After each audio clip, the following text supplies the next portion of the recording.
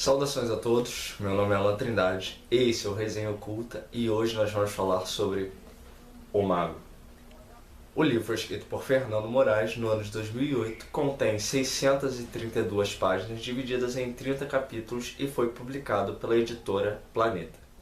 O livro trata sobre uma figura, uma das figuras mais famosas do mundo e aparentemente uma das figuras mais polêmicas, pelo menos aqui no Brasil. Não sabia que falar de Paulo Coelho era algo tão delicado, já que eu recebi algumas mensagens, algumas bem mal educadas, de algumas pessoas que se inconformaram com a ideia de eu estar trazendo um livro que trata a biografia dessa personalidade, que é uma das personalidades mais famosas do mundo literário, né? E isso me causou muita estranheza porque eu, em princípio, eu não entendi o porquê das pessoas se revoltarem, mas logo em seguida, não demorou muito e eu entendi o porquê.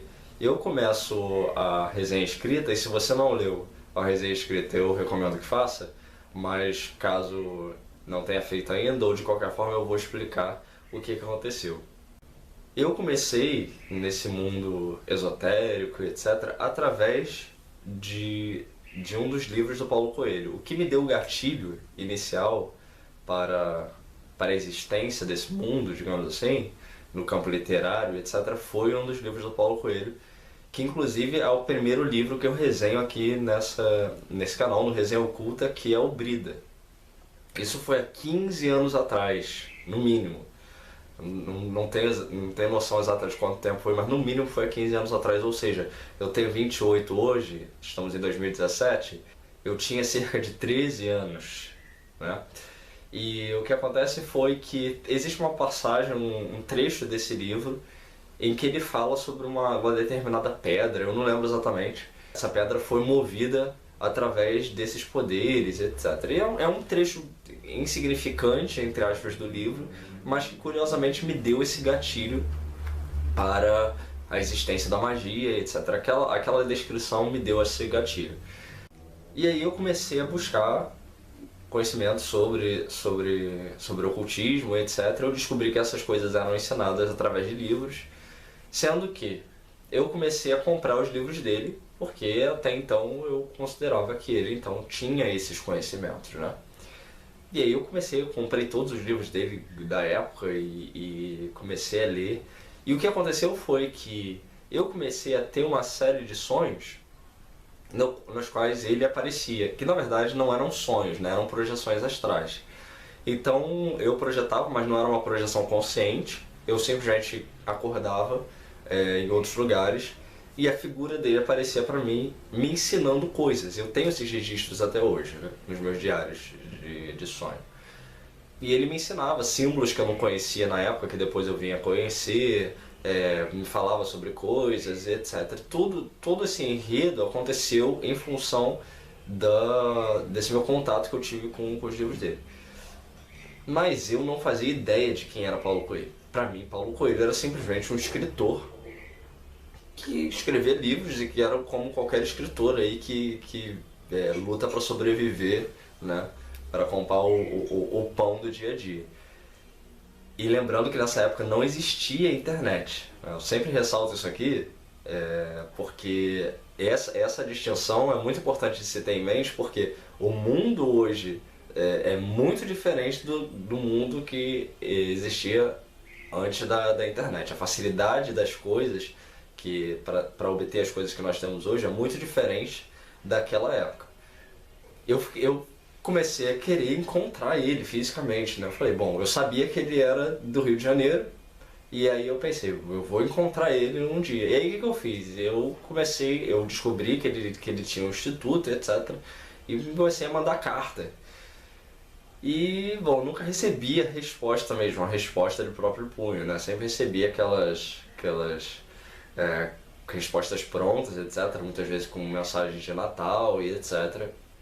Até que um belo dia eu descobri, então, quando eu comecei a comprar revistas, que saíam entrevistas sobre ele, etc., eu finalmente descobri quem era, então, o Paulo Coelho, que era um escritor internacionalmente famoso, que era um cara milionário, e etc, etc, etc, etc. Nisso, quando eu tive esse impacto, eu pensei, bom, eu nunca vou conseguir conhecer esse cara, né? Porque ele nem no Brasil vive praticamente. Então, como que eu vou encontrar ele? Um cara milionário, não sabe nem que eu existo e etc. Nesse momento, os sonhos cessaram. E é isso que que eu acho que é o interessante da questão, né? Porque você vê, até aquele momento que eu tinha essa crença de que ele era um ser atingível e etc., eu mantinha uma relação com uma figura astral, que era a figura dele, mas não estou dizendo necessariamente que era ele em si que estava ali, e é isso que eu falo no texto, né? Que me ensinava uma série de coisas. A racionalidade, ou seja, o fato de ter sabido que ele era um ser inatingível por ser milionário, por ser um escritor mundialmente famoso e etc., me tirou isso. Então as projeções elas pararam. Então você vê, muitas vezes essa questão da racionalização, da racionalidade das coisas tem essa coisa, esse poder. Né? E eu falei isso no vídeo do Plano Astral, sobre o excesso de racionalidade, o quanto ele pode nos afetar nessas experiências mágicas. Né? Então, independentemente de se era o Paulo Coelho que vinha nos meus sonhos ou não, a questão toda é, a racionalidade me tirou isso, ok? Então é isso que eu exponho na resenha escrita. Mas, infelizmente, algumas pessoas parecem se orgulhar da sua ignorância e me mandaram uma série de mensagens mal educadas falando sobre o meu texto, ou sobre essa resenha. E o que eu percebi é que essas pessoas nem se deram ao trabalho de ler o texto. Então por isso que eu coloco na descrição desse vídeo esse aviso, né? Para todo mundo que é interessado, seja em me mandar mensagem, ou seja em acompanhar o meu trabalho no Resenha Oculta, é que você tenha um mínimo de educação. Você tem um mínimo de honestidade. As críticas, elas sempre são bem-vindas, obviamente, sejam elas positivas ou negativas. Mas a pessoa tem que ter um mínimo de honestidade para criticar aquilo que leu ou que assistiu.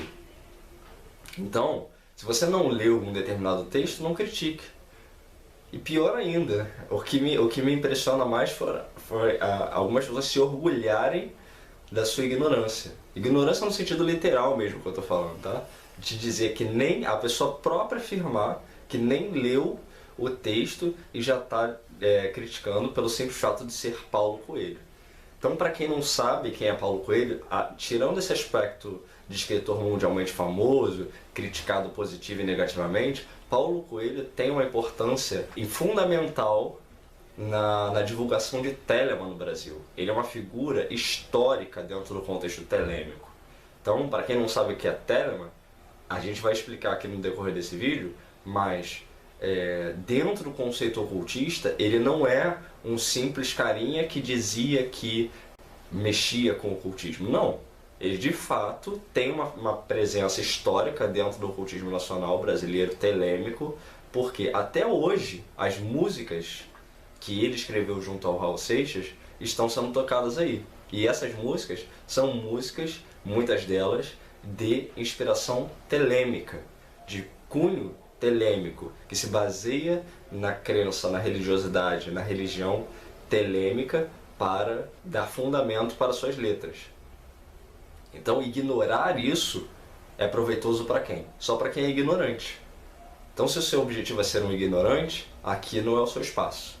Então eu não vou dar ideia, não vou dar atenção, não vou responder. E se pessoas vierem aqui agirem de forma mal educada, de forma odiosa, simplesmente, Paulo Coelho, não sei o que, aqui não é o seu lugar, ok? Vai procurar quem compartilha das mesmas ideias, da mesma postura, porque aqui o objetivo é de estudo. Independentemente se Paulo Coelho te agrada no campo literário ou não, o nosso objetivo aqui é qual?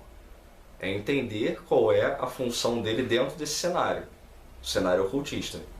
O objetivo aqui do meu canal é qual? É trazer esses apontamentos históricos, essas análises, etc. E ele faz parte desse contexto. Então, ele vai estar aqui sim, nessa biografia, e é sobre isso que nós vamos falar hoje. Bom, a biografia tem 632 páginas, ou seja, é um livro bastante grosso. Como vocês podem ver aqui, ó, é uma bíblia quase. E obviamente traz todos os aspectos praticamente da vida dele, desde lá da infância até a fase adulta, até mais ou menos o ano de 2008, né? Mas, obviamente, nós não vamos falar sobre todos esses aspectos também porque não é o foco aqui do canal.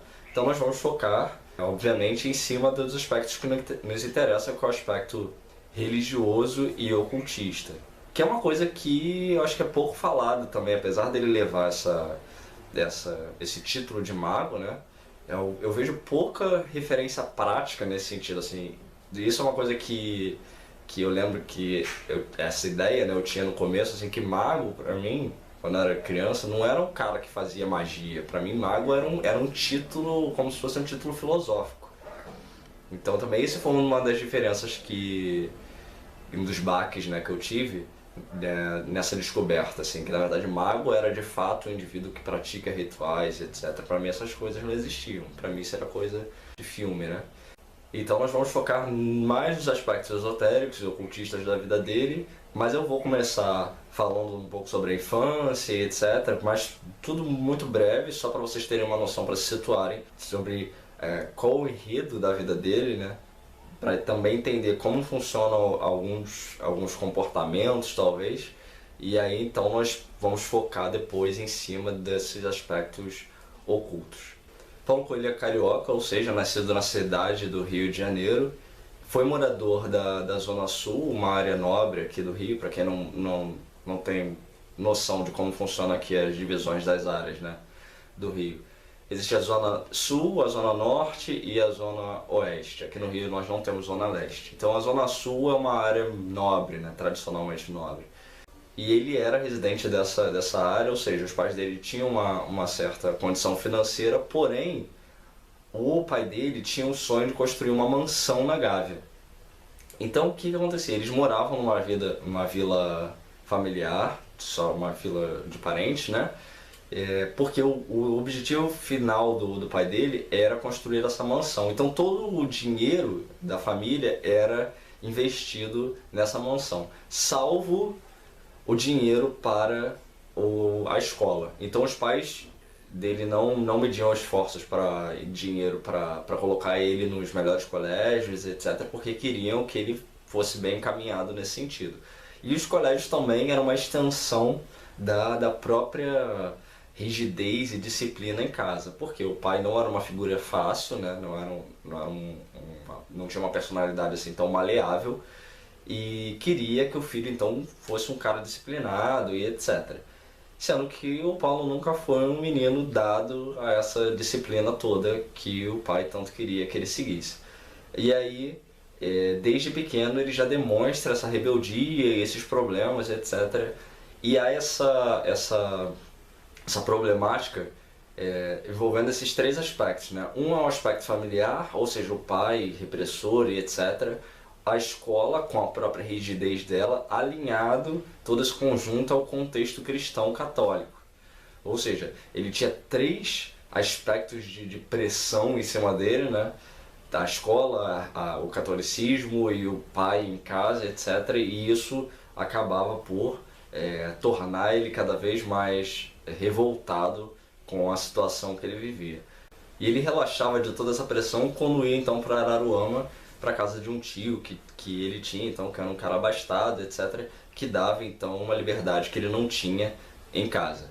Então é nesse contexto também que ele vai ter as primeiras experiências sexuais e tudo mais, ou seja, ali ele consegue traçar esse paralelo entre a pressão que ele vivia no dia a dia e a liberdade que ele tinha na casa desse tio. Ali começam então a fomentar todas as ideias de revolução.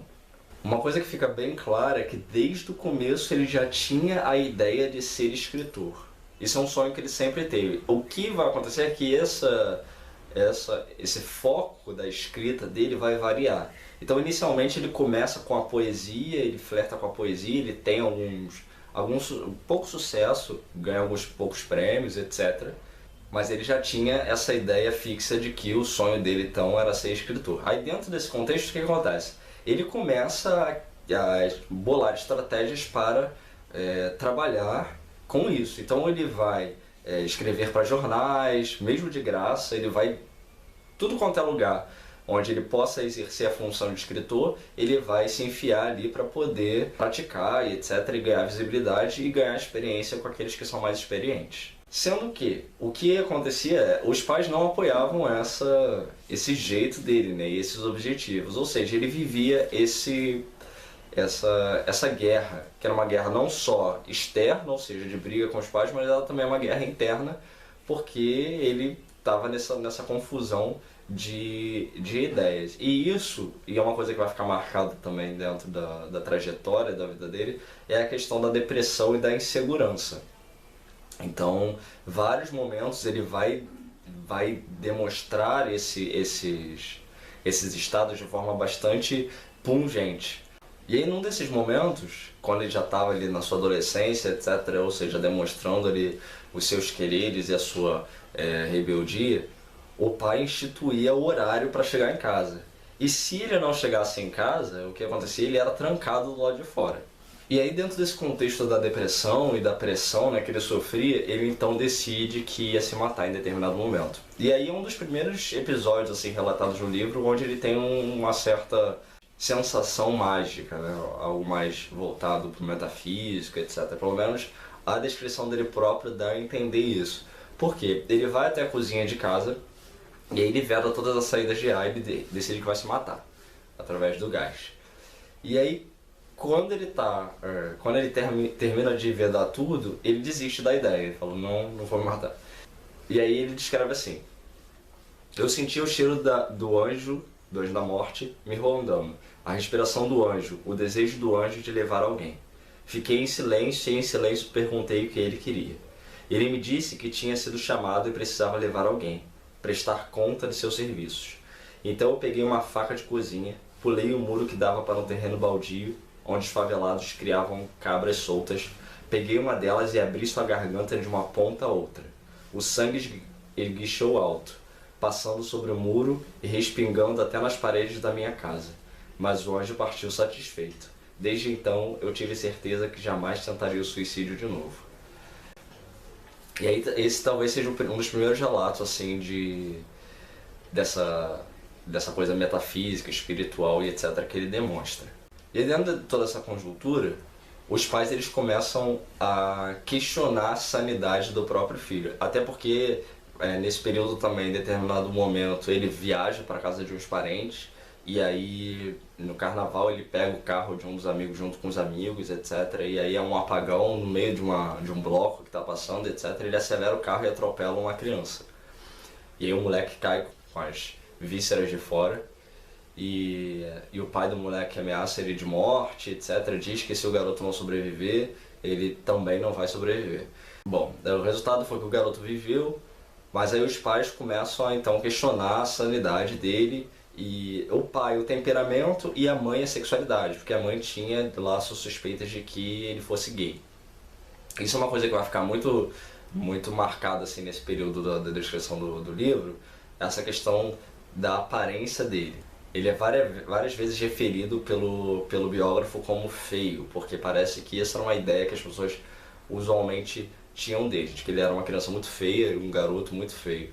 E a mãe, então, tinha essa desconfiança, né? E aí ele é internado no hospício pela primeira vez. Aí ele fala assim: neste meio termo, estive internado na casa de saúde Dr. Eiras, como desajustado. Passei lá 28 dias. Perdi aulas, perdi o trabalho e saí como se fosse bom, sem nenhum motivo para internação. Meus velhos têm cada uma, me estragam a profissão, me estragam o ano escolar e gastam dinheiro para depois notarem que eu não tinha nada. O negócio é começar tudo de novo. Levar o que já passou na brincadeira e na demagogia. O pior é que eu ia passar para o quadro efetivo do jornal no dia da minha internação. Mas isso foi bom. Como dizia um interno do meu pavimento, todas as experiências pelas quais temos de passar são boas, mesmo as más. Sim, tirei grande proveito. Pude me amadurecer e ter maior autoconfiança. Pude fazer um estudo maior de meus amigos e notar certas coisas em minhas ideias que passaram despercebidas. Agora eu sou um homem. Aí o biógrafo vem falando, né? Se ele deixar a clínica convencido de que não tinha nada, esta não era a opinião do psiquiatra Benjamin Gomes. A ficha hospitalar arquivada em seu nome nos porões do Dr. Eiras apresentava um diagnóstico sombrio, que mais parecia uma condenação. Paciente com personalidade esquizoide, avesso a contatos sociais e afetivos, tem preferência por atividades solitárias, é incapaz de expressar sentimentos e de experimentar prazer. A julgar por aquele pedaço de papel, o sofrimento só estava começando. E essa foi a primeira vez que ele foi internado. Um segundo momento foi quando o pai dele trancou ele do lado de fora, porque ele chegou depois do horário, e aí ele quebra todas as vidraças da casa, e começa a apedrejar as vidraças da casa, e aí ele foi internado novamente. E aconteceu numa terceira vez, quando ele tem um ataque lá, por causa da depressão e dos questionamentos, etc., ele resolve quebrar tudo dentro do quarto e destruir tudo, e aí ele então é internado uma terceira vez. E nisso o livro traz descrições sobre esses momentos, né, que ele sofreu tratamento de choque e etc. E o livro Verônica Decide Morrer, ele próprio fala aqui, a Verônica é ele próprio. Então ele escreveu esse livro de modo a relatar um pouco da experiência dele próprio, através da personagem, né? Sobre o que ele viveu e o sofrimento que é passado por essas pessoas que são internadas nesses lugares. Bom, e aí o tempo vai passando e aí ele começa a se encaminhar para aquilo que seria então o caminho da fama dele. Então ele chega no contexto do teatro. Ele decide sair da casa dos pais, então ele vai morar sozinho no centro da cidade, e nesse período ali ele começa a se sentir muito solitário, né? Que ele morava no centro da cidade. Bom, e aqui o centro da cidade é assim, ele é muito movimentado durante o dia, mas ele é completamente deserto durante a noite. O aspecto é sempre muito depressivo e muito sombrio ali. Nesse período ele começa a questionar a própria sexualidade dele. E aí é quando ele tenta ter a primeira experiência homossexual.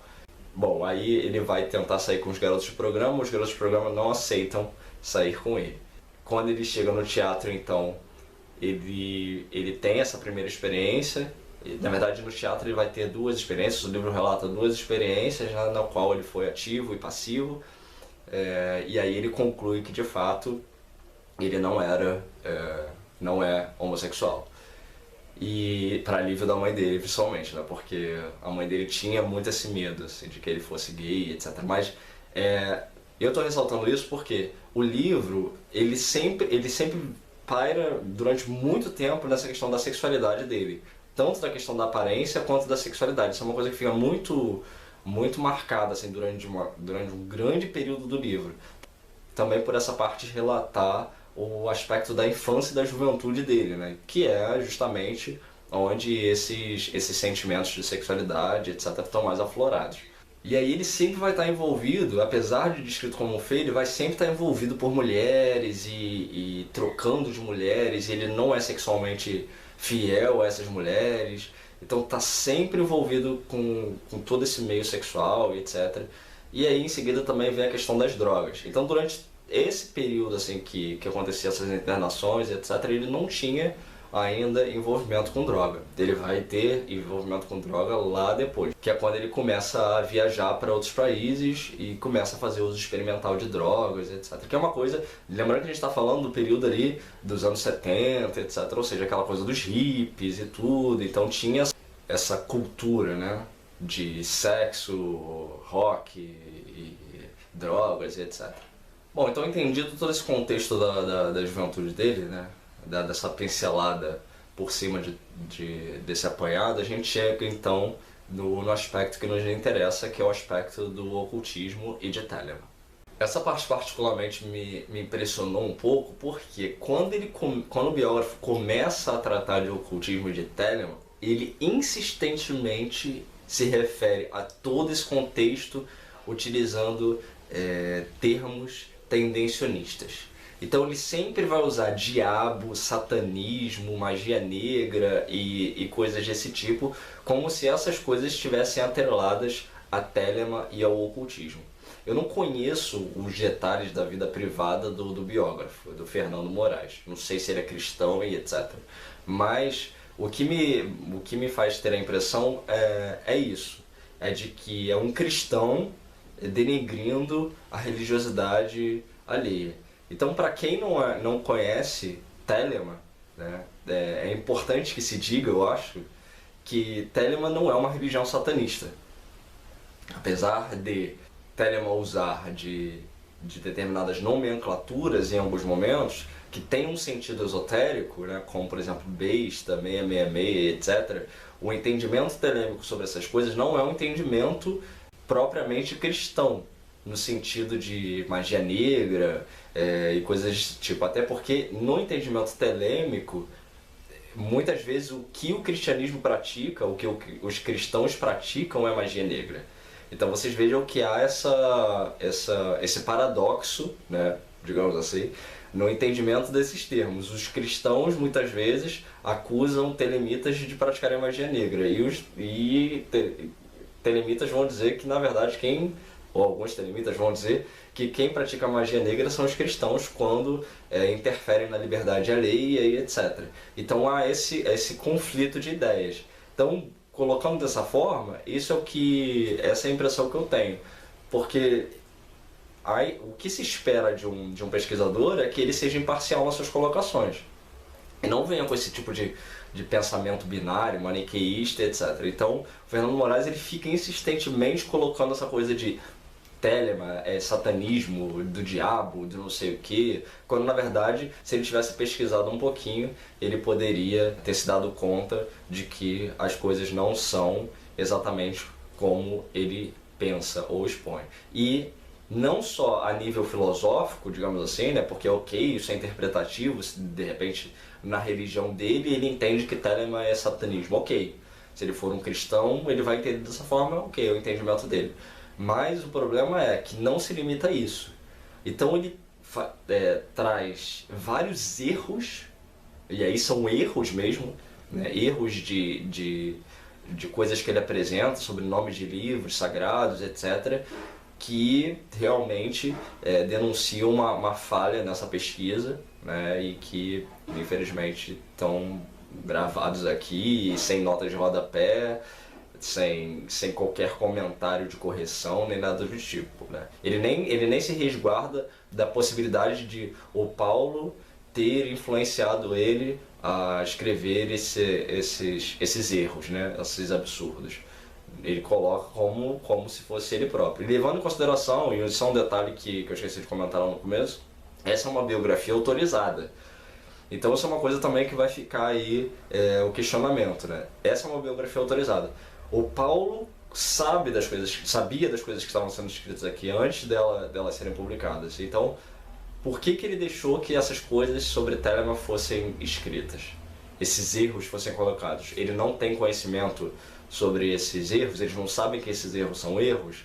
Ele intencionalmente queria que Telemann fosse chamada de satanismo e todo esse contexto fosse chamado de satanismo? Fica aí, essa coisa fica em aberto. Essa é uma coisa que o livro não vai nos dar a resposta. Bom, então dando uma pincelada bem superficial sobre o que seja Telemann. Telemann então, é uma religião que surge ali no início do século XX através de um indivíduo chamado Aleister Crowley. Ele recebe um livro chamado O Livro da Lei, que é um livro dividido em 3 capítulos, cada capítulo atribuído a uma divindade egípcia. O primeiro a Nut, o segundo a Hadith e o terceiro a Hahor-Kuit. Então, toda a ideia telêmica se baseia em cima desse livro, então a partir disso se desenvolve todo o contexto telêmico.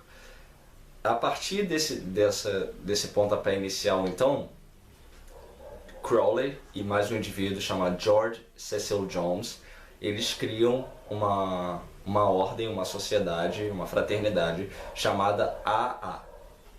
A AA, ela tem por objetivo, então, o slogan da AA é o método da ciência e o objetivo da religião.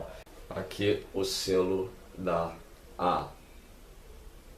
Bom, então a AA é uma ordem que se baseia na estrutura da árvore da vida. A árvore da vida, então, aquele diagrama existente dentro do contexto da Cabala, que vai então guiar aí seus adeptos através dessa escalada, que é uma escalada científica e mística, de acordo com o entendimento da ordem.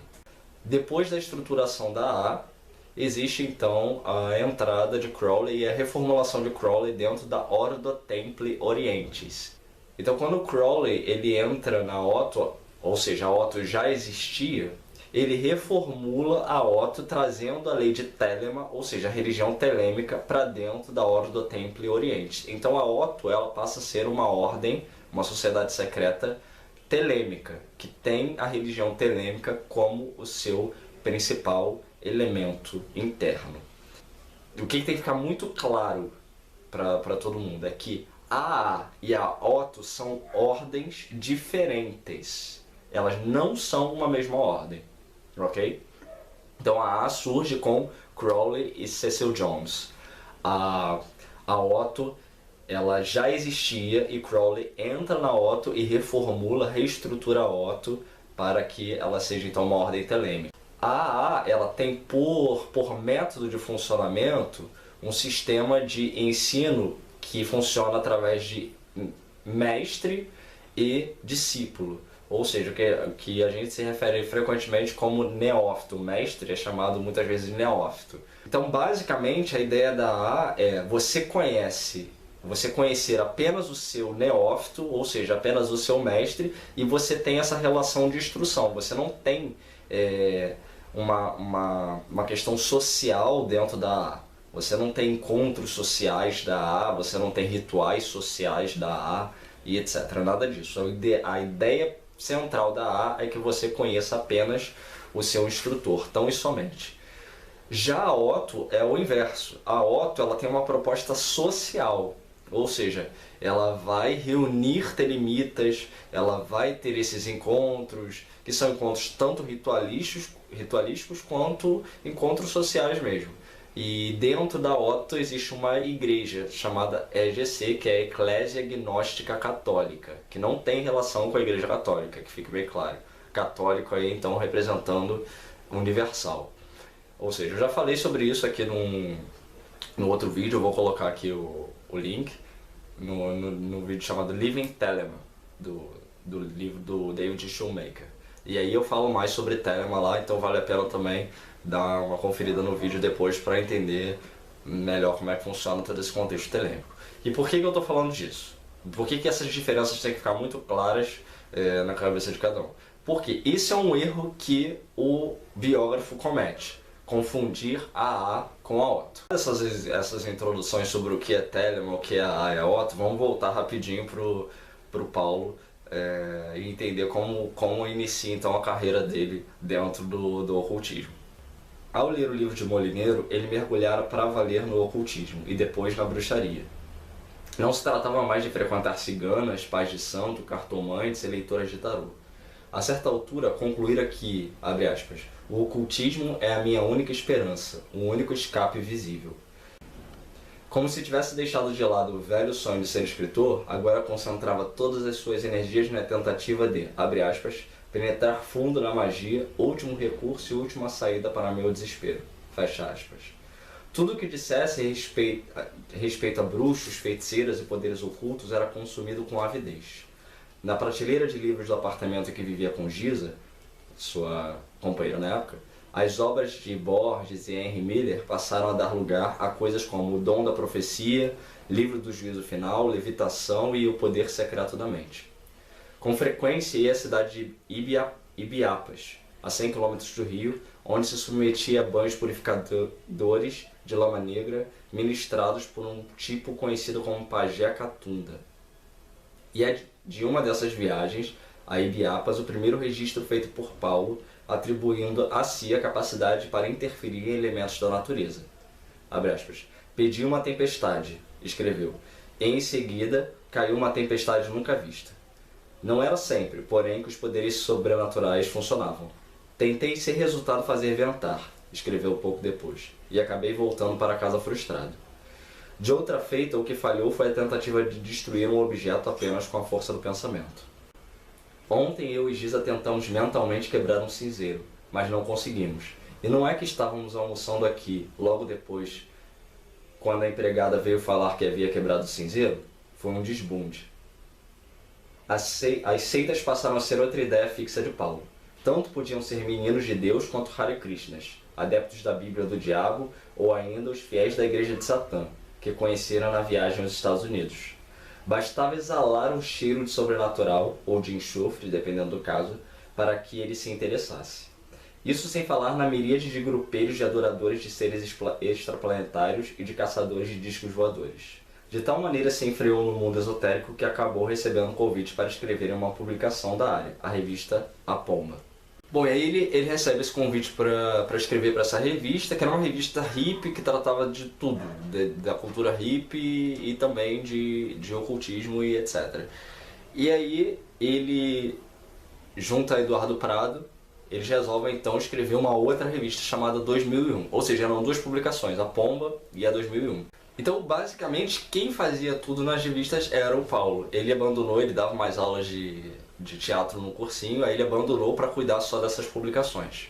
Numa das pesquisas que ele estava fazendo sobre o Apocalipse, ele encontra então o nome de Marcelo Ramos Mota. Uma coisa que precisa ser dita antecipadamente é que o Mota ele é uma figura de destaque tanto nacional quanto internacionalmente dentro do contexto telêmico, por causa de alguns motivos que nós vamos tratar aqui agora. Quando fazia o trabalho de campo para escrever uma reportagem sobre o Apocalipse, Paulo recebeu indicação para ouvir um personagem que se auto-intitulava o herdeiro da besta no Brasil. Besta aqui então sendo Aleister Crowley, ok? Chamado Marcelo Ramos Mota. Habituado às representações fantasiosas comuns nos ermos por onde andava, bruxos que davam consultas de turbante, instalados em torno de velas, dentro de tendas árabes, ele se surpreendeu ao visitar o entrevistado em um apartamento simples e austero, com móveis clássicos e algumas dezenas de livros nas estantes, nas quais um detalhe chamou-lhe a atenção. Todos os volumes estavam encapados com o mesmo papel pardo, sem qualquer indicação do conteúdo, salvo um pequeno número manuscrito no pé da lombada. A outra surpresa foi quando Mota apareceu, não de capa preta e tridente na mão, como Paulo esperava, mas trajando um elegante terno azul marinho, camisa branca, gravata de seda e sapatos pretos de verniz. 16 anos mais velho do que Paulo, alto, magro, a barba negra cerrada, cobrindo metade do rosto, seu olhar, este sim, era muito esquisito. A voz também tinha um tom cavo, como se não estivesse falando normalmente, mas tentando imitar alguém. Não deu um sorriso. Simplesmente estendeu a mão para que o entrevistador se sentasse e fez o mesmo em uma cadeira à sua frente. Paulo tirou um bloco da bolsa e, para quebrar o gelo, fez uma pergunta. Por que todos os seus livros estão encapados? O homem não parecia estar para a conversa fiada. Não é da sua conta. Assustado com a grosseria, Paulo pôs-se a rir. Desculpe, mas não quis insultá-lo, era só curiosidade. Mota não se alterou. Isto não é coisa para crianças. Terminada a entrevista, Paulo escreveu e publicou a reportagem, mas não conseguiu tirar da cabeça a imagem do sujeito estranho e sua biblioteca com as lombadas cegas. Depois de várias recusas, Mota se dispôs a recebê-lo de novo e abriu o jogo. Sou o líder mundial de uma sociedade que se chama AA, Aston Argento. Levantou-se, pegou na estante o disco Sgt. Pepper's, dos Beatles, e encostou o indicador em uma das figuras da enorme colagem que ilustra a capa. Era um homem idoso, calvo, o segundo da foto, ao lado de um guru indiano. Este homem se chama Aleister Crowley, e nós somos os propagadores de suas ideias no mundo. Vá se informar sobre ele, depois voltamos a conversar. Aqui, ó, uma foto da revista Pomba. Aqui é uma foto do Mota, do Crowley do lado do Mota, e a capa do Sgt. Pepper's, o álbum dos Beatles. Então o Mota é uma figura sempre referido como bastante excêntrico, tanto nesse sentido, né, do seu comportamento pouco sociável, quanto na questão da educação. Ele tem uma importância para o cenário telêmico nacional muito grande também, e também internacional. A gente não vai entrar nos detalhes aqui, mas o que é importante ressaltar é isso. Praticamente, sempre quando se fala da história de Telemann no Brasil ou no mundo, envolvendo essas ordens, né, tanto a Otto quanto a AA, você vai ver ali uma citação do Mota, porque ele foi uma figura que realmente marcou o cenário mundial telêmico. Aqui na página 285, o biógrafo fala assim: Aleister Crowley tinha 23 anos quando diz ter recebido, na cidade do Cairo, uma entidade que lhe transmitiu o Liber Al Vel Legis, o livro da lei de Telemann, ou apenas Liber Oz, como passaria a ser conhecido sua primeira e mais importante obra de cunho místico. Isso está errado. Liber Al e Liber Oz são livros diferentes. O Liber Al, como eu disse, é um livro dividido em 3 capítulos e foi recebido conforme ele descreve aqui e etc. O Liber Oz surge anos depois, ele tem apenas uma página e é o Liber a qual o Raul Seixas frequentemente lê nos shows da música Sociedade Alternativa, que é aquele Liber que ele fala assim: o ser humano tem o direito de andar sobre a terra da maneira que quiser, de se vestir como quiser, de comer o que quiser, de falar o que quiser, e etc, etc. Geralmente ele abria o Liber Oz, porque o Liber Oz só tem uma página, e ele lia o Liber Oz em execução da música Sociedade Alternativa. Se eu achar o vídeo, eu vou colocar aí o link para vocês assistirem um trecho dele fazendo isso. Ou seja, o Liber Al e Liber Oz são livros distintos. Isso aqui está errado. Isso não é o único erro não é a única vez que o biógrafo fala isso não, tá? Em vários momentos ele fica repetindo que Liber Oz é isso, Liber Oz é aquilo, tá errado. A página 291, ele fala assim: orientado por Marcelo Ramos Mota, ele, o Paulo, se sentia um discípulo da Falange da Besta. Determinado a integrar-se às forças malignas que haviam conquistado de Lennon a Manson, iniciava seu processo para ser aceito na Otto, como provacionista, o primeiro grau na hierarquia da seita. Lembra que eu falei que Otto e AA são ordens distintas, correto? O primeiro grau da Otto é o grau de Minerval. O primeiro grau da AA é o grau de provacionista. E o que isso significa? Que o biógrafo e talvez o Paulo também não sabiam ou não sabem a diferença entre a Otto e a AA. Então o que eles fazem, o que frequentemente você vai ver escrito aqui, é essa confusão de que o Paulo na verdade estava ingressando na Otto, quando na verdade o que é apresentado são elementos da AA, não da Otto. O primeiro grau da Otto é o grau de Minerval, ok? Não de provacionista. Provacionista é o grau da AA. Para sua sorte, seu orientador não seria Mota, mas outro militante da organização, um funcionário graduado da Petrobras chamado Euclides Lacerda de Almeida, cujo nome mágico era Frater Zaratustra, ou Frater Z, residente na cidade fluminense de Paraíba do Sul, a 150 km do Rio. Recebi uma carta, mal criada como sempre, do Marcelo, escreveu Paulo a Frater Z, ao saber da notícia. Estou proibido de entrar em contato com ele, a não ser através de você. Era mesmo um refrigério ter por instrutor um homem polido como Euclides, e não o grosseirão Marcelo Mota, que tratava todos os subordinados a coices. Trechos extraídos de cartas dirigidas a militantes da Otto por Parcival XI, como Mota pomposamente se autodenominava, revelam que Paulo fora cuidadoso ao qualificar apenas de malcriado o chefe dos adoradores do demônio. Aí começa uma seleção de trechos aqui das cartas do Mota, né? Que o biógrafo selecionou aqui. Ele diz: preferivelmente não me escreva mais. Se o fizer, mande envelope com selos já endereçado para a resposta, ou não receberá resposta alguma. Avalie a sua posição na escala vertebrada, macaco. Se o senhor é incapaz de se levantar sobre as suas 2 pernas e buscar o caminho por seu próprio esforço, então fique de 4, ganindo como o cão que é. O senhor não passa de um pingo de merda na ponta do pau do macaco. Se de repente seu filho mais querido, ou você mesmo, ficar doente de uma doença mortal, que necessite custosa operação e você só puder dispor do dinheiro da Otto, deixe seu filho morrer, ou morra você mesmo, mas não toque no dinheiro. Você ainda não viu nada. Espere até seu nome se tornar conhecido como membro da Otto. O Serviço Secreto do Exército, a CIA, o Shin Bet, o Serviço Militar de Inteligência de Israel, os russos, os chineses e os inúmeros padres romanos disfarçados de iniciados imediatamente procurarão entrar em contato com você. Isso não quer dizer que todos os telemitas sejam assim, tá? Ou que isso seja uma instrução telêmica.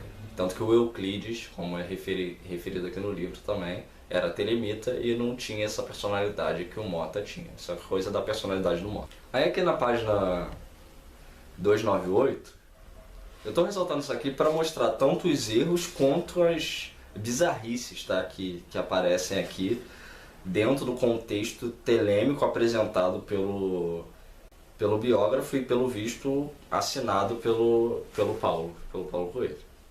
Na página 298 ele coloca assim, o biógrafo: sozinho ou em companhia de Giza, que o seguia em sua caminhada rumo ao satanismo, Paulo vinha testando alguns dos chamados exercícios ou práticas mágicas.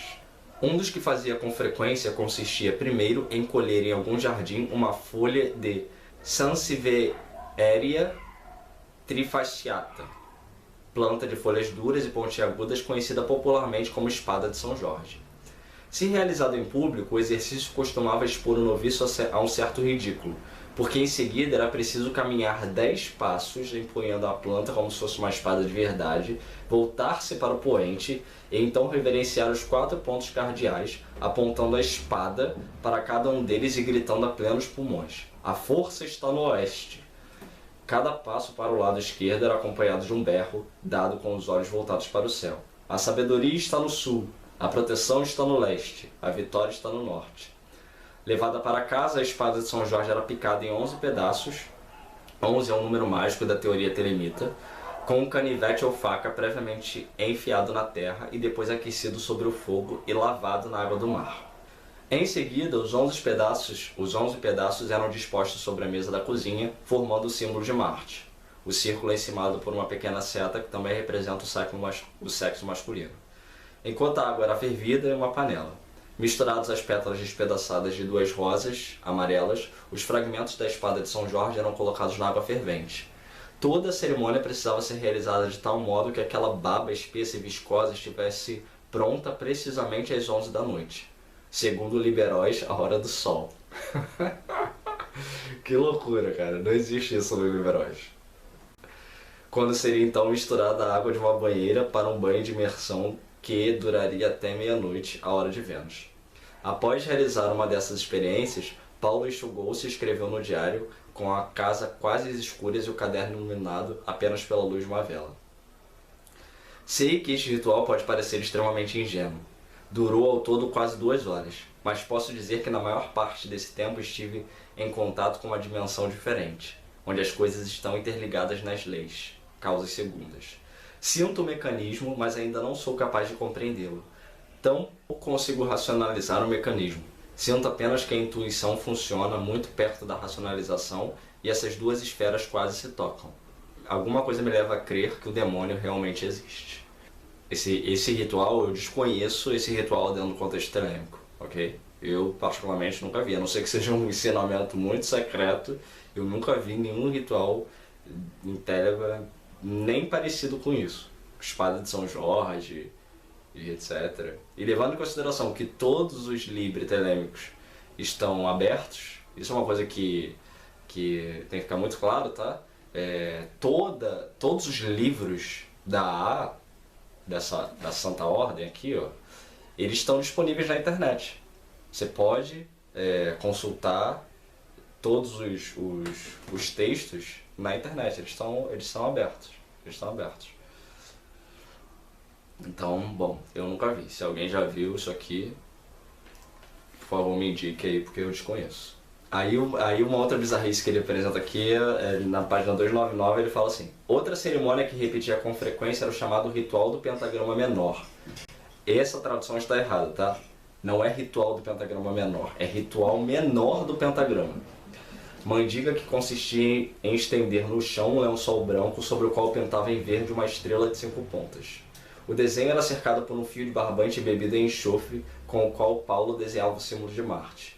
Apagadas as luzes, uma única lâmpada era pendurada no teto, bem no centro do pentagrama, de forma a simular uma coluna de luz. Com uma espada na mão, inteiramente nu e voltado para o sul, ele pisava no centro do lençol, fazia o asana do dragão, posição na yoga em que a pessoa se acocora no chão, e passava a dar saltos para cima como um sapo, enquanto repetia em voz alta invocações ao demônio. Em uma dessas ocasiões, a cerimônia terminou de forma insólita, como ficou registrado no diário. No final da primeira meia hora, meus problemas pessoais começaram a interferir seriamente na concentração, desgastando muita energia. Mudei do asana do dragão para o da Ibis, terminando por ficar de cócoras no centro do círculo, sacudindo o corpo. Isto excitou-me sexualmente, e terminei me masturbando sem pensar em nenhuma mulher, mas só na coluna de luz sobre o círculo. Gozei para o alto da coluna em sucessivas contrações. Isto pareceu consagrar-me definitivamente. Claro que pintou muito complexo de culpa no meio da masturbação, mas logo isso passou. Tal foi o estado de êxtase em que fiquei. Isso inexiste dentro do contexto do ritual menor do pentagrama. Não existe essa história de enxofre, de barbante, de pular no asana de não sei o que. Vocês podem, vou ver se eu acho algum vídeo aí no YouTube em que tem alguém executando o ritual menor do pentagrama, ok? Vocês vão ver que isso não procede, isso aqui é loucura. Eu li essas coisas aqui e eu fico me perguntando de onde que ele tirou esse troço. Eu não sei se quem ensinou essas maluquices pra ele foi o Mota, foi o Euclides, ou se ele inventou essas loucuras. O livro não dá essa indicação. Essas maluquices, né, esses erros, essas bizarrices, simplesmente não existem dentro do contexto helénico. Então, quer dizer, quem foi que ensinou a ele essas coisas? Ou ele inventou isso, sabe? Fica essa coisa em aberto e dá um incômodo, porque isso aqui é colocado, obviamente que quem vai ler um livro desse vai achar que tá tudo correto, sabe? Tá tudo coerente, não tá. Então o incômodo que causa não é nem pelas acusações, ok, isso daí é questão interpretativa, filosófica, cada um pensa o que quiser, que se dane, né? Mas a questão esses erros, sabe, essas bizarrices, ficar pulando como um sapo dentro do círculo com enxofre, isso inexiste. Inexiste isso. De onde ele tirou essa coisa? Não consigo entender. Aí na página 300, o contexto era o seguinte, ele recebeu um convite para trabalhar num outro estado para dar aulas de teatro. Aí ele considera que essas aulas seriam uma oportunidade dele então introduzir a magia negra, palavras dele, dentro ali dos ensinamentos, etc. Ou seja, o que dá a entender que de fato o Paulo achava que Telema era magia negra. Ele achava que Telema era coisa do demônio, etc. Então, e aí, para complementar as loucuras dele da infância, né, da juventude lá, tem o biógrafo aqui escrevendo outros absurdos, né? Que ele bota assim na página 300. Antes de embarcar, ou seja, para dar as aulas de teatro, Paulo pediu permissão a Frater Zaratustra para adotar no curso a Tábua Esmeralda de Hermes Trimegisto, vademecum de 13 mandamentos tão megalômanos quanto os de Crowley. Coisas do tipo, pelos teus recursos terás toda a glória do mundo, toda a obscuridade fugirá de ti, ou tua força está acima de todas as forças. Sem saber que seriam usados como cobaias para experimentos de uma seita satânica, os mato-grossenses, ou seja, era no Mato Grosso que ele ia dar aula, o receberam de braços abertos. É muita bizarrice. Essa parte que deveria, a meu ver, ter sido mais... ele ter dado mais importância, né, no sentido da pesquisa, ou realmente ele fez isso aqui intencionalmente, não tem como dizer. Mas a questão qual é o objetivo disso, sabe? Isso aqui foi ignorância, foi falta de conhecimento ou é tendencionismo? É a intenção de querer denegrir, sabe? Porque se é pra falar mal, que fale mal pelo que é de fato, sabe? Não por invencionice. Ok que as pessoas tenham opiniões diferentes sobre as coisas, mas daí colocar inverdades sobre as coisas, aí é complicado. E não tem nem nota de rodapé, sabe? Então quando ele fala que o Paulo fazia essas bizarrices nos rituais, etc., nem o Paulo aqui se manifesta no livro para dizer, olha, isso daí era um entendimento que eu tinha bizarro sobre o ritual, mas na verdade isso daí não tem a ver com a realidade, sabe? Não, é dito como se isso aqui fosse de fato uma realidade, como se o ritual menor do pentagrama tivesse lá você colocar o barbante com enxofre, ou como se o liberóis e liberal fossem uma mesma coisa, ou como se a Otto e a A fossem uma mesma ordem. Não, não são as mesmas coisas, isso está cheio de erro, está tudo errado. Tudo errado. Isso aqui tinha que ser refeito, tinha que ser lá. Sabe? É bizarro, é cômico, mas por um outro lado é triste também, porque é desinformação, sabe? É passando uma informação errada para as pessoas. Se é para denegrir, se é para acusar, acusa pelo correto. Então fala, ó, telemitas são libertinos, libertários, ou o termo que você quiser chamar. Né? Pregam que o ser humano tem que ser livre, absolutamente livre, etc. Ok. O Crowley se declarava como a besta 666, ok. Agora, e até chamar de satanismo, ok, porque aí é a interpretação, né, de quem acusa. Agora, essas coisas aqui, referentes a rituais, esses erros sobre as ordens, dizer que uma ordem é a mesma que a outra, tá tudo errado, sabe? Falta pesquisa, falta sei lá o que, sabe? Mas no mínimo falta verdade.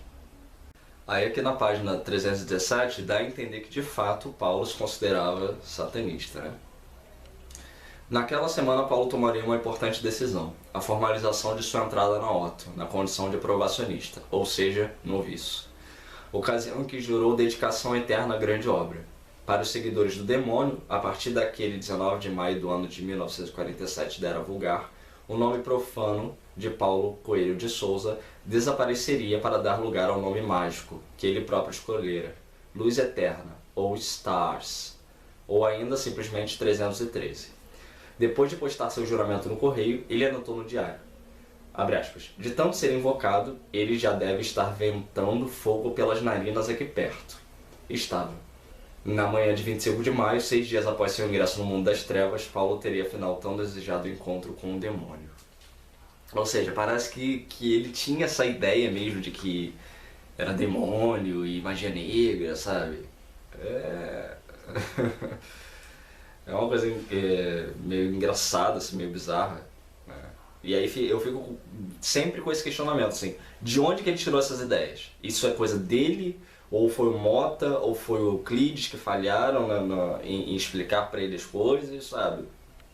Não dá pra entender. Aí aqui na página 320, mostra então o juramento dele, tá vendo? Tá vendo lá em cima, ó? AA. Olha o que tá escritinho lá. AA. Ele assina como probacionista da A. Não da Otto.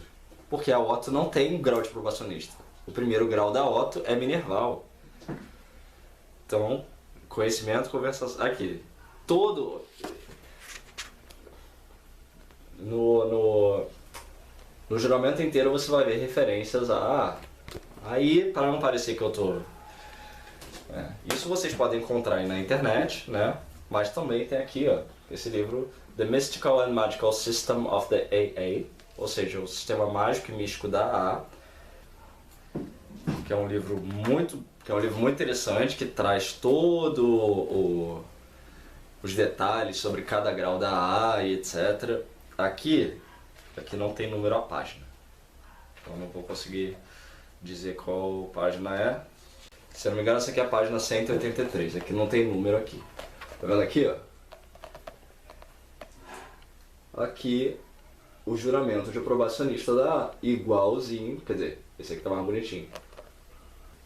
Igual ao que ele assinou. Ele, na verdade, ele assinou como probacionista da A, não como Minerval da Otto. Bom, e aí logo em seguida a ele assinar como probacionista da AA, a que o livro se refere como Otto, um dia ele tá na casa dele, no apartamento, e aí quando ele vai sair para fazer uma caminhada, ele começa a ter uma vertigem. E aí ele começa a sentir um cheiro de necrotério, de coisa queimada, ele começa a ver uma fumaça, etc. E começa então o mundo a desabar no entorno dele. E aí ele entra em desespero, e ele fica na dúvida se aquilo poderia ser o efeito colateral pós, né? Um efeito retardado do uso de alguma droga, etc. Mas ele no final associa então tudo isso à entrada dele dentro do contexto do elenco. E aí ele entra em desespero, ele começa a pensar que ele vai morrer, etc. Pensa em se jogar da janela do apartamento e etc. Aí o telefone toca, uma amiga dele que também tinha entrado para o contexto telêmico, e aí ela também está sentindo os mesmos sintomas, etc. E dizendo que ele fica em mais desespero ainda. A namorada dele chega, a mulher dele chega, e também alegando que está passando mal, então fica os dois ali naquele desespero e etc, sentindo aquela coisa, fumaça e tudo caindo, e barulhos e etc, cheiro de vela. E aí eles vão para debaixo do chuveiro e aí começam a tomar banho e ler. Aí ele vai e corre e pega a Bíblia. Abraçados, os dois se ajoelharam no chão da cozinha e puseram-se a chorar.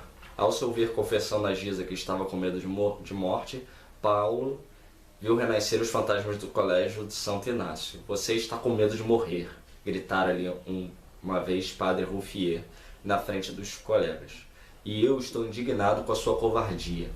Giza também estava envergonhada ao ver acovardado daquele jeito o homem que dias antes já o sabe tudo, um machão que a induzira a se meter com os desatinados bruxos da ordem. No meio daquele pandemônio, contudo, pouco importava a Paulo a opinião que tivesse a seu respeito o padre, a namorada ou os pais. A única verdade é que ele não queria morrer, e muito menos entregar a alma ao demônio. Tomou coragem e sussurrou no ouvido de Giza. Vamos procurar uma igreja. Vamos sair daqui direto para uma igreja. A militante de esquerda parecia não reconhecer o namorado. Igreja? Mas o que você vai procurar numa igreja, Paulo? Deus. Ele queria uma igreja para pedir a Deus que o perdoasse por ter duvidado de sua existência e pusesse fim àquele sofrimento. Arrastou os dias até o banheiro, abriu o registro de água fria do chuveiro e acocorou-se no chão ao lado da namorada. O mau cheiro, a nuvem e os barulhos continuavam. Paulo pôs-se a rezar em voz alta todas as orações que conhecia. Ave Maria, Pai Nosso, Salve Rainha, Credo. Até que ela passou a acompanhá-lo. Eles jamais se lembrariam de quanto tempo ficaram ali, mas ambos estavam com as pontas dos dedos das mãos azuladas e enrugadas pela água quando Paulo se levantou correndo. Foi à sala e pegou na estante um exemplar da Bíblia. De novo, sob a água, abriu o livro sagrado numa página ao acaso e deu com o versículo 9, capítulo 22 de São Marcos, que ele e a namorada passaram a repetir como um mantra sob o chuveiro. Eu creio, Senhor, ajudai minha incredulidade. As 6 palavras foram repetidas pelos dois em voz alta, como um ditirambo centenas, talvez milhares de vezes. Paulo renegou e abjurou, também em voz alta, suas ligações com a Otto, com Crowley e com todos os demônios que pareciam ter libertado naquele sábado.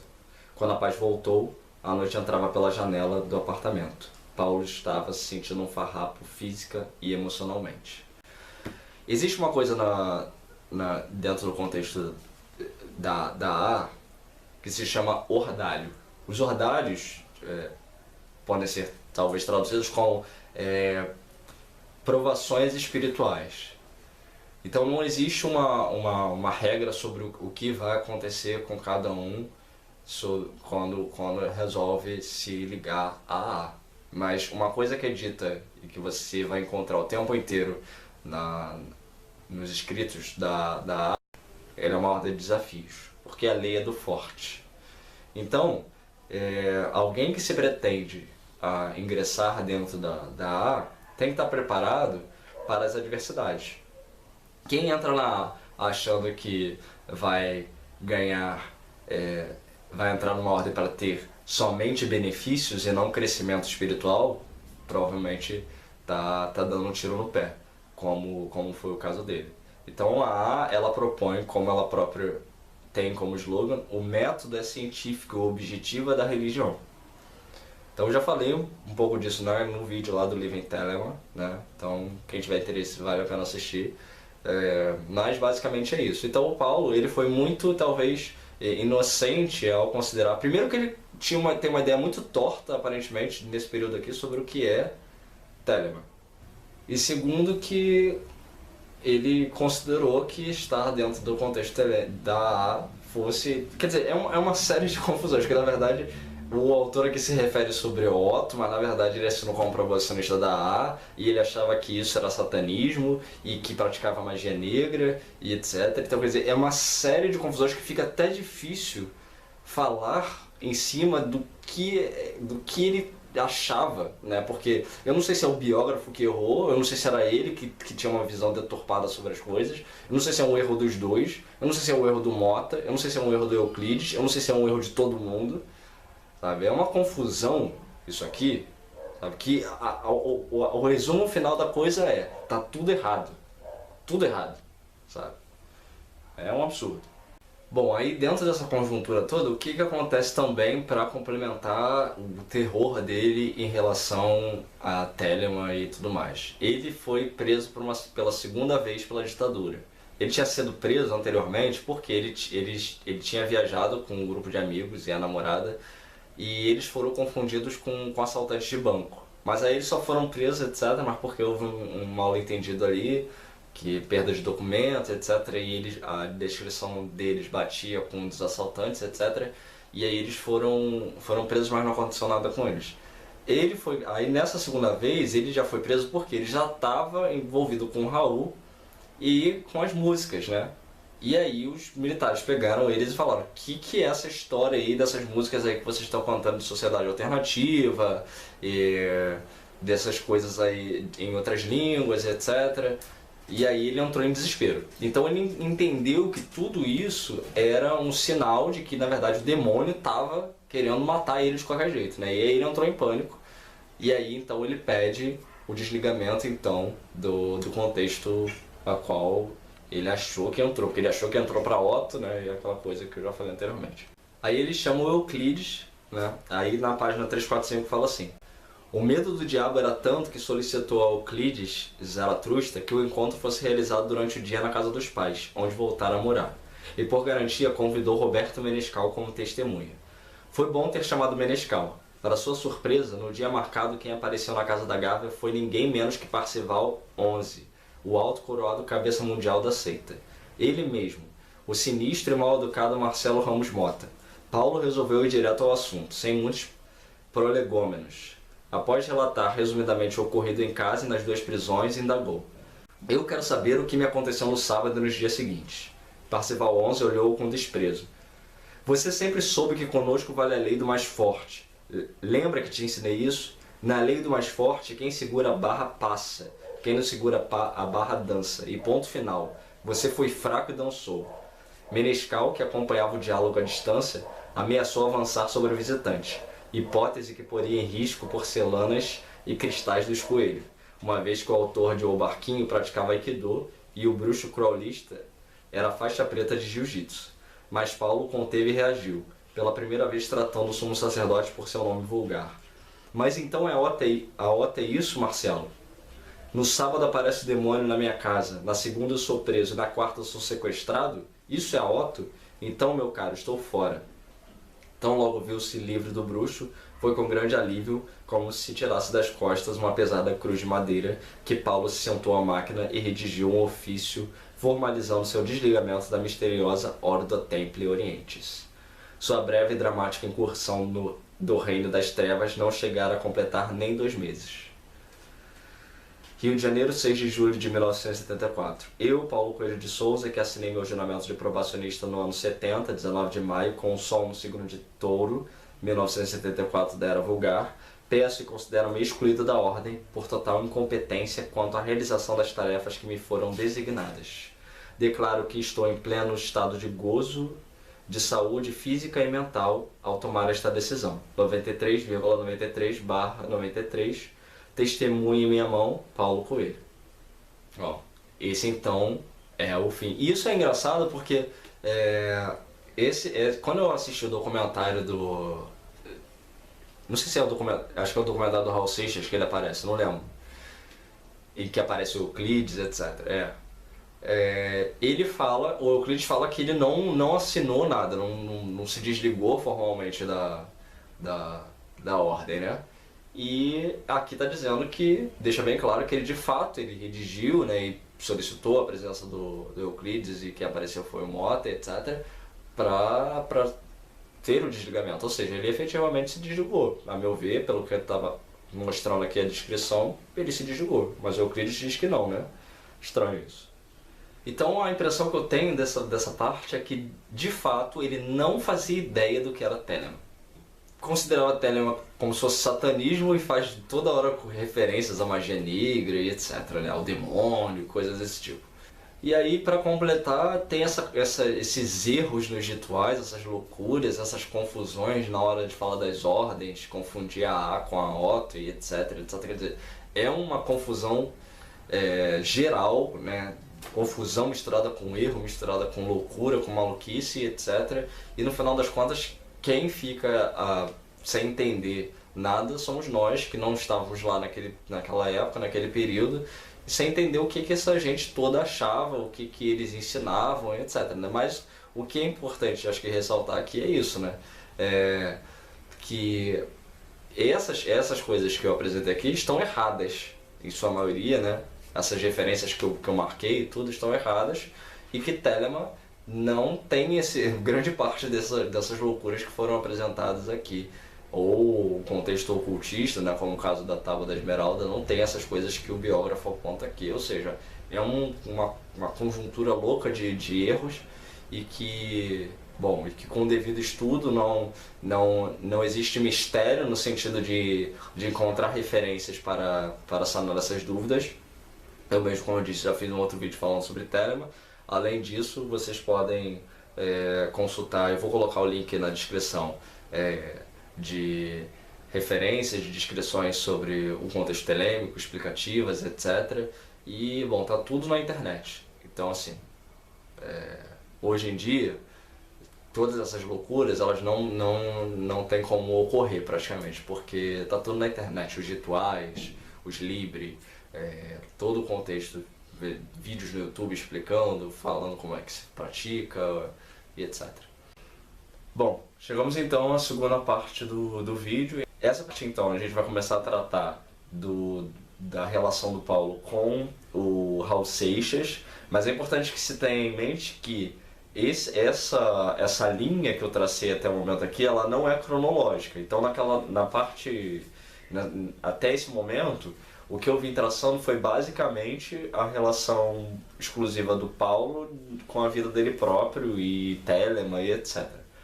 Mas o Raul, ele surge dentro daquele contexto. Então o Raul ele não surge no período pós-Telemann do Paulo, ele surge dentro daquele período onde o Paulo está ainda se envolvendo com Telemann e etc. Basicamente, o que aconteceu foi que o Paulo ele escrevia então para aquelas duas revistas, né, 2001 e a Pomba, e aí o Raul ele trabalhava para uma gravadora e etc.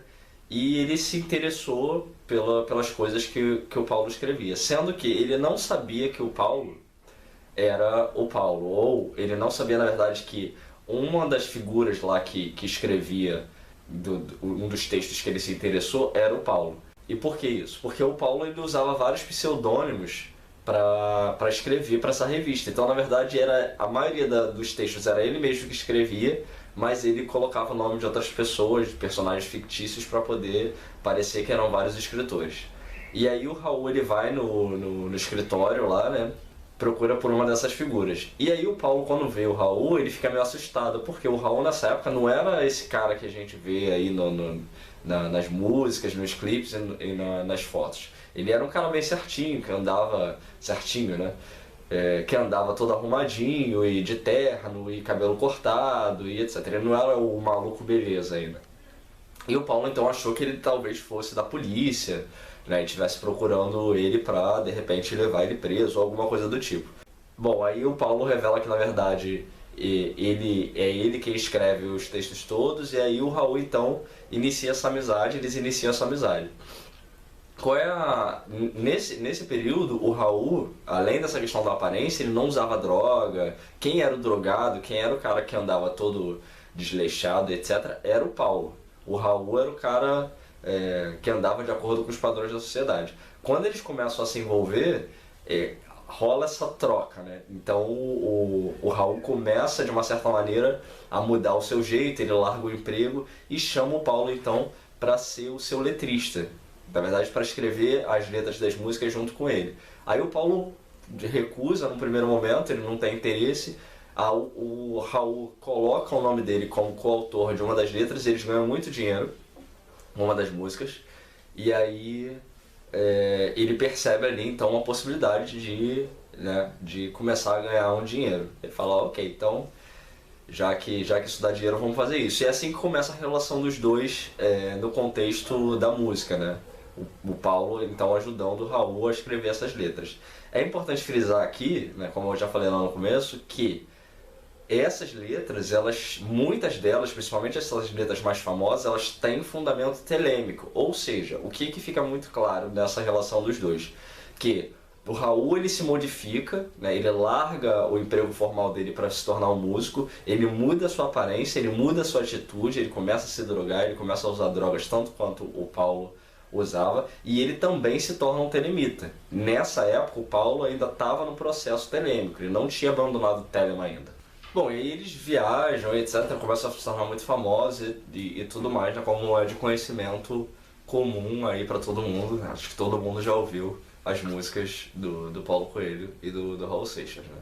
Então, assim, a gravadora nessa época, a Philips, tinha uma espécie de brainstorm, que eles reuniam alguns indivíduos assim e chamavam os artistas da época e então chamava esses artistas para expor as ideias, e eles davam sugestões sobre o contexto do artista, aparência, música e etc. E aí, nessa época também, eles já estavam com um discurso da sociedade alternativa, né? Que é uma coisa assim que é muito abstrata, né? Eu sempre tive uma impressão muito abstrata sobre o que fosse ou que seja a sociedade alternativa. E aí, nesse brainstorm, o Raul ele decide que ele não vai, porque ele fica achando que na verdade aquilo ali é uma conspiração para investigarem o que eles estão fazendo e de repente serem presos pela ditadura e tudo mais. E aí o Paulo fala, não, isso daí é da gravadora mesmo, não tem nada demais, mas aí o Paulo vai sozinho e o Raul decide não ir. E aí eles se perguntam, né, que história é essa aí de sociedade alternativa? E aí o Paulo explica, né, na página 355. A sociedade alternativa atinge o nível político, o nível social, a camada social de um povo. Estão me entendendo? E ela atinge, porra, a camada intelectual de um povo que está saindo de uma curtição, que está sendo mais exigente. Tanto é que houve uma discussão lá em São Paulo sobre a revista Planeta. Eu acho que a Planeta vai falir daqui a um ano, porque todo mundo que lê Planeta aprende e começa a achar Planeta uma revista boba. Feito faliu na França, inventaram a Le Nouveau Planet. Depois Le Nouveau Planet. Estão me entendendo? Acabaram fechando a revista. Assim vai acontecer também com todo esse povo que atualmente curte macumba. Não. Não proletário, hein? Mas aquilo que a gente chama de classe média. A burguesia que de repente resolveu se interessar, sabe, intelectualmente. É claro, existe outro aspecto da questão, que é o aspecto da fé. De você ir lá e conseguir fazer uma promessa, conseguir ganhar um terreno, enfim, outras coisas. Bom, mas em termos culturais vai haver uma mudança, entende? E essa mudança vai vir de fora, do jeito que sempre veio. Estão me entendendo? E ela nunca vai ser filtrada por um produto brasileiro chamado espiritualismo. Isso agora já discutindo no plano espiritual, porque no plano político acho que eu já fui bem claro, né? Então, nem estou querendo defender colocações nem nada. Então vai haver essa filtragem. Na minha opinião não é filtragem, mas nunca o sujeito vai deixar de curtir Satã, que é um negócio altamente fascinante. Pô, Satã é um tabu como a virgindade. Estão me entendendo? Então, quando todo mundo começa a falar de Satã, mesmo que tivesse medo do demônio e detestasse ele, você efetivamente quer curtir essa, entende? Porque é agressão do sistema contra si mesmo, agressão de repressões, entende? Aparece uma série de coisas dentro desse esquema e você passa a curtir essa. É uma onda que vai durar pouquíssimo, mas que ainda não pintou, a do Satã. Mas ela é um fenômeno. É resultado da agressão, da mesma coisa do amor livre, do tabu sexual que os hippies abriram. Isso que eu dei não foi um panorama de sociedade alternativa. Coloquei algumas coisas, mas eu procurei dar um panorama de tudo aquilo que nós concebíamos, a visão geral da coisa, certo? Bom, então agora colocando Raul Seixas nisso tudo. A sociedade alternativa serve a Raul Seixas e não se deixe influenciar porque a gente conversou 2 dias sobre a sociedade alternativa, que a gente só fala em sociedade alternativa, entende? A sociedade alternativa serve para Raul Seixas na medida em que Raul Seixas catalisa esse tipo de movimento, entende? E ela tem sido julgada por um mito. Ninguém explica o que é a sociedade alternativa. Estão me entendendo? Bom, essa é a explicação então que ele deu sobre a sociedade alternativa. Mas a ideia basicamente, e aparentemente, era que a sociedade alternativa fosse então um local físico, né, que fosse uma espécie de reprodução da abadia de Telemann, que foi uma abadia que Crowley criou lá na Itália, etc., que funcionou como uma espécie de escola do misticismo telêmico, diretamente ligado à figura de Crowley. Então Crowley viveu lá um tempo junto a alguns dos discípulos e suas mulheres, etc., e seus filhos também. E aquilo ali funcionou como uma espécie de laboratório, mas que não durou muito. Então parece que a sociedade alternativa tinha também essa pretensão de ser uma reprodução da abadia de Telemann.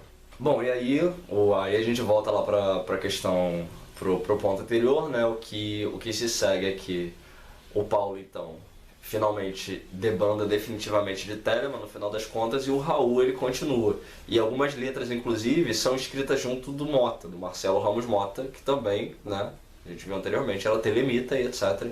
Então vocês veem o envolvimento de toda essa galera de Telemann dentro das músicas e dentro das letras de Raul Seixas.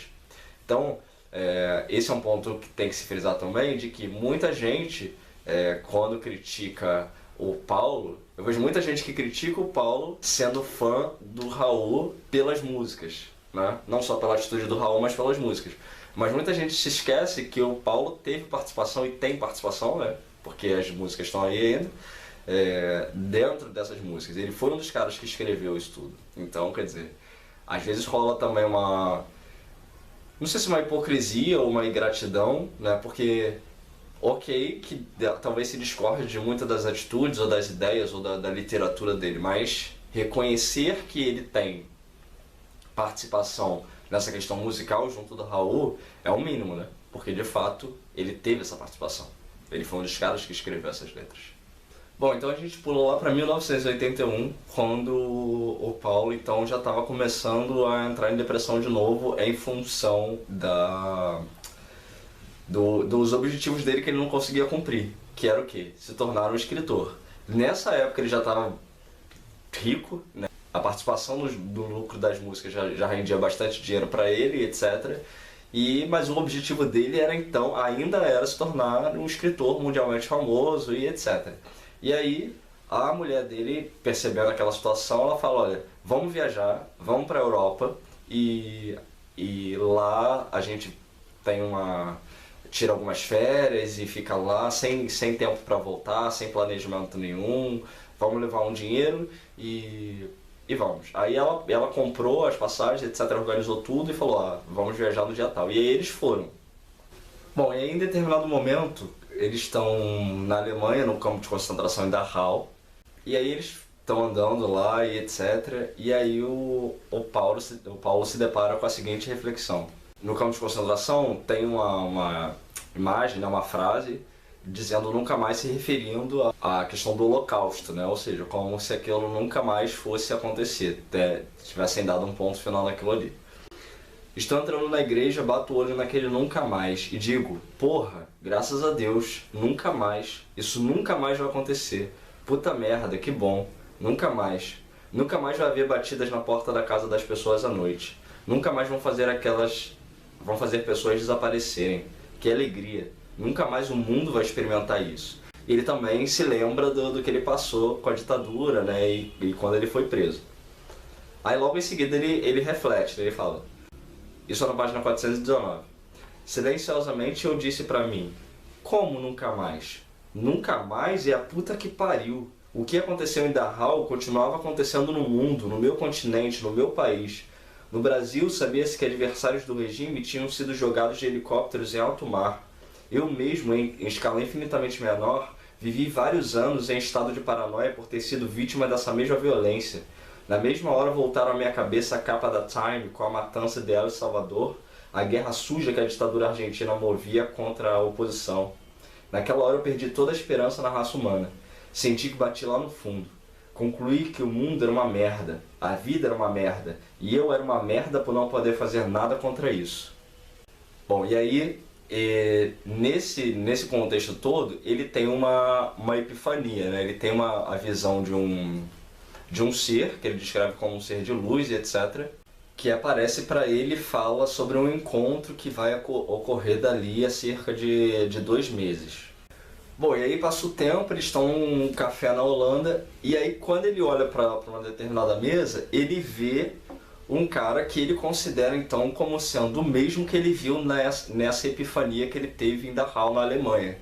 E aí ele entra em parafuso, né? Ele fala, ferrou, estão me perseguindo, deve ser então o pessoal de Telema, da Otto e etc, ou alguém que tá me perseguindo até aqui, porque ele considera que a visão era então daquele cara ali. E aí ele vai enquadrar o cara e ele fala, você tá me perseguindo e etc. Ele fala, aí o cara se defende, né? Fala, não, nunca te vi, nunca estive naquele lugar e etc. Mas deixa eu ler sua mão. E aí o cara então pede para ler a mão dele, etc. Revela uma série de coisas da vida dele. E aí ele fica mais aliviado. Aí o cara explica que talvez ele tenha visto o duplo astral dele. E esse indivíduo então se oferece para instruí-lo dentro da Aram, que é da Regnus Agnus Mundi, ou seja, aquela ordem que ele fala lá no Diário de um Mago.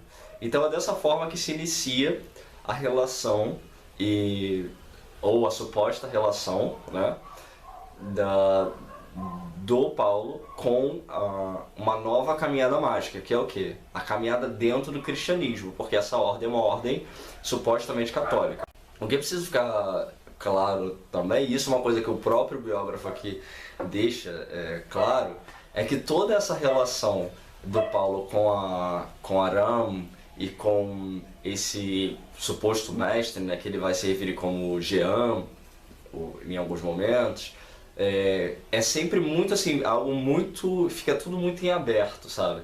O autor, o biógrafo, ele fala que, por exemplo, o Paulo muitas vezes ele não nega nem afirma as acusações que fazem sobre essa relação dele com a ordem, com essa ordem ou com essa suposta ordem, com esse tal desse mestre Jean e tudo mais. Então fica sempre essa coisa assim, será que é verdade? Será que não é? Fica tudo muito aberto. E como essa ordem ela não tem site, pelo menos eu não encontrei na pesquisa que eu fiz, eu não encontrei, consultei algumas pessoas também não souberam me dar informações sobre essa ordem. Então assim, fica essa coisa em aberto. Será que essa ordem existe de fato? Né?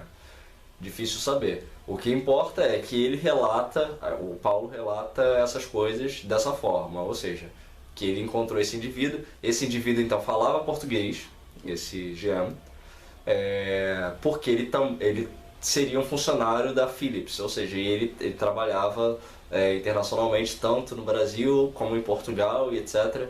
Então, essa era a justificativa para ele falar português também. Bom, aí a gente pulou lá para 1986, que é quando Paulo então tenta se tornar um mestre na Aram.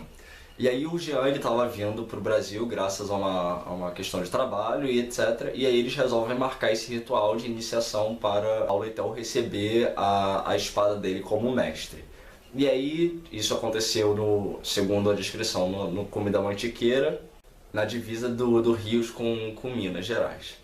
E aí tinham outras pessoas também, além da mulher do Paulo e o mestre, né, o Jean e etc. E inicia-se todo o ritual. Disse que o poder, né, do Jean fez criar uma espécie de anel de luz no entorno das pessoas, etc. E a espada antiga do Paulo tinha que ser jogada fora, né, para então ele receber a nova espada.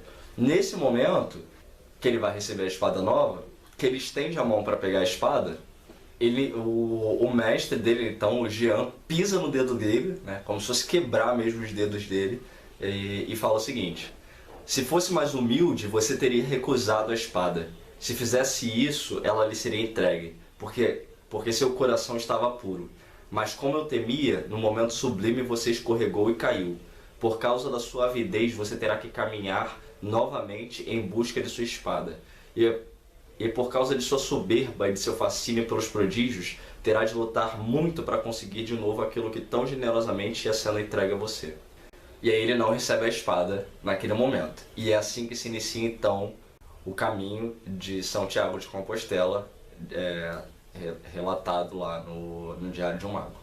Bom, e aí o Paulo estava sempre postergando a viagem, ele estava meio desanimado de novo com tudo isso, ele estava desacreditado de que ia conseguir e tudo mais, e aí o que acontece? A mulher dele vai lá e toma a iniciativa mais uma vez e arranja tudo para eles então partirem em busca da espada.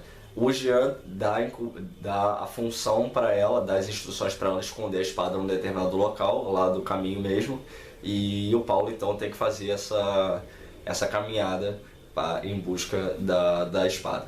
E aí eles então vão até lá para cumprir essa função. O curioso dessa parte é que quando ele encontra a espada, ele não termina os 150 km restantes do caminho. Ele pega um ônibus e vai para Santiago de ônibus. Ou seja, ele não fez a peregrinação inteira a pé. E aí ele fala assim na página 460. Tenho escutado todo tipo de comentário a respeito de minha peregrinação. Desde que a fiz inteiramente de táxi, imagine o preço, até que tive a ajuda secreta de algumas sociedades iniciáticas. Imagine a confusão. Os leitores não precisam ter certeza se fiz ou não a peregrinação. Desta maneira, buscarão a experiência pessoal, e não aquilo que eu vivi, ou não. Fiz a peregrinação apenas uma vez, e mesmo assim não a fiz por completo. Terminei no Cebreiro, e peguei um ônibus até Santiago de Compostela. Muitas vezes penso nesta ironia. O texto mais conhecido sobre o caminho, neste fim de milênio, foi escrito por alguém que nunca o fez até o final. Bom, e aí ele passa o resto do tempo na Espanha bebendo, curtindo e jogando flipper. Então, alguns comentários finais sobre o livro são os seguintes. Não ficam claros dentro desse livro aqui os motivos do afastamento dele e do Raul Seixas. Parece que em algum momento houve algum tipo de ruído entre eles dois, mas esse livro aqui não deixa claro o que aconteceu. Ao mesmo tempo que parece que eles brigaram e assim se afastaram, por um outro lado parece que eles simplesmente foram se afastando com o tempo e chegou um momento que eles se tornaram desconhecidos um do outro, né? É estranho, mas fica essa coisa em aberto. Talvez tenha alguma coisa a ver com o afastamento do Paulo e de Telemann, etc., e a reaproximação dele com o cristianismo, etc., mas essa coisa não fica clara, os motivos aqui do porquê disso. Um dos aspectos mágicos mais marcantes relatado no livro é em relação do hábito que ele tem em usar o Xing, que é usado muitas vezes com essas moedinhas aqui, ó. Essas moedas unidas à consulta do livro do Xing. Depois eu vou fazer uma resenha falando sobre o Xing, etc. Mas ele usa esse oráculo aqui para tomar várias das decisões dele. O uso das roupas pretas, isso é uma coisa que eu tinha curiosidade, porque ele sempre está de preto, né? E eu achava que isso tinha alguma relação com algum aspecto mágico ou até mesmo católico. Aqui na minha rua, por exemplo, tinha uma bruxa velha que ela era devota de alguma santa. E ela só andava de preto por causa dessa devoção a essa santa. Então eu achei que ele tivesse feito algum tipo de promessa, etc. Mas aparentemente o que o livro diz é que não. Ele diz que, na verdade, as roupas pretas é pela facilidade que elas proporcionam, porque elas são neutras, entre aspas, né? E como ele viaja muito, etc., então ele não precisa ficar escolhendo roupa, nem se preocupando com roupa. Então a roupa preta é sempre um acerto, né? Digamos assim. Uma curiosidade em relação a quando ele se torna um imortal dentro da ABL, né? Uma coisa que me impressionou assim, foi o valor que é pago pelo fardamento. É o estado de nascimento do indivíduo que paga, né? No caso dele foi o Rio de Janeiro aqui. E o valor do fardamento é de 45 mil reais. Eu não sabia que aquela roupa custava tão caro. É uma curiosidade assim, extra, né? E, bom, é um valor de tanto.